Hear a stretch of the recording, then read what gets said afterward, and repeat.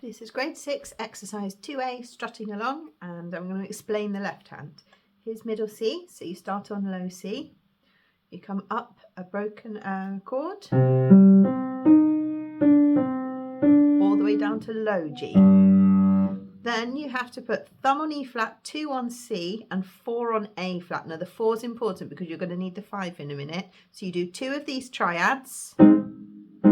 Then you swap to 1 on E flat, 3 on B, and 5 on G. Just one of these. Then your thumb comes down to D. Then you go back up, but this time it's 1 on E flat, 2 on C, and 5 is still on G. Just going to play those 6 chords again slowly.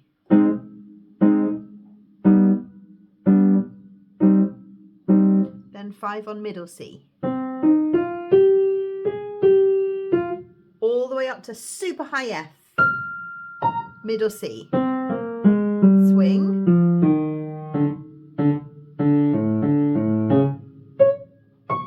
then low G. I'm going to play that without talking and interrupting this time.